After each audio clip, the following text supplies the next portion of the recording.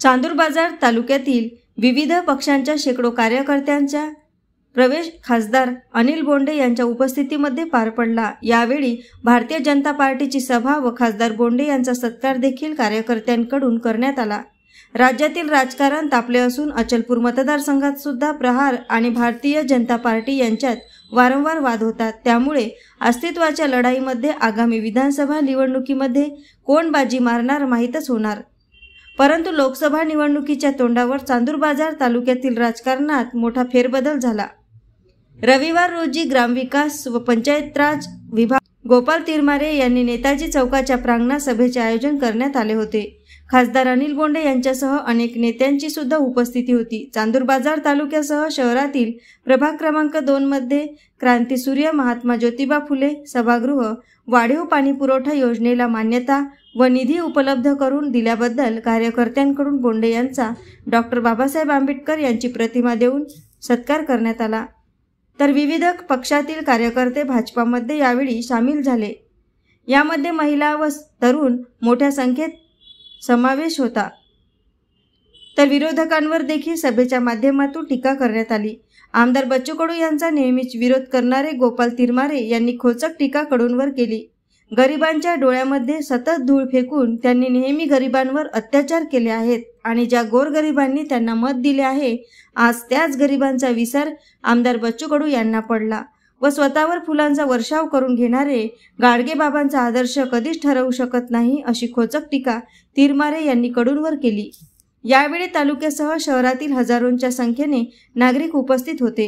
ही सभा सुरू झाल्या आमच्यासारख्या सर्वसामान्य कार्यकर्त्यांचा पाळा वाचवला एवढ्या मोठ्या आमदारांनी सुरुवात केली। त्यांनी सांगितलं होतं की बेलोरा चौकातल्या त्या जुन्या बेल बाजार परिसरामध्ये त्या महिलांना आंदोलन करण्याकरिता आम्ही उत्सवलं। काही लोकांनी त्यांना उत्सवलं, त्यांना आंदोलन करण्याकरिता भाग पाडलं, त्यांच्याकडून नारे लावून घेतले।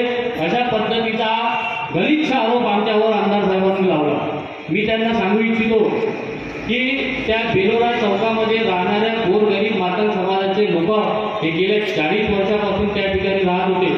नगरपालिकेमध्ये आपला टॅक्स भरत होते, त्यांना घरकुल मंजूर झालेलं होतं, परंतु जागा त्यांना घरकुलचा पहिला टप्पा सुद्धा नगरपालिकेने दिलेला होता, परंतु त्यांना कोटी रुपयाच्या निधीतून जे कमिशन मिळालं होतं ठेकेदारांच्या मार्फत त्या कमिशनच्या लोभापायी त्या गरिबांचे घरं पाडून त्या ठिकाणी त्यांना सभागृह बांधायचं होतं।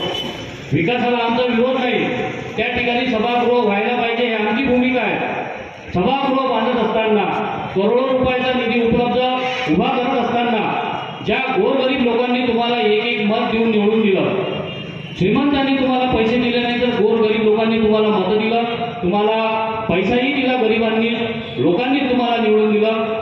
त्या 40 वर्षापासून गोरगरीब जे लोक त्या ठिकाणी राहत होते, मातंग समाजाचे लोक त्या ठिकाणी होते, त्या लोकांचं घरं पाडण्याचं पाप या मतदारसंघाच्या आमदारांनी केलं।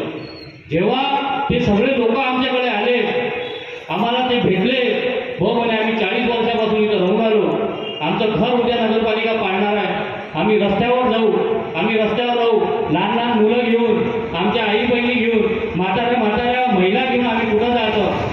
म्हटलं तुम्ही भाऊकडे गेले होते का? म्हणे आम्ही भाऊकडे गेलो। त्यातल्या एका महिलेनं सांगितलं, म्हटलं काय म्हटलं भाऊनं, ऐकून घ्या, माझ्याकडे त्याची रेकॉर्डिंग आहे। त्या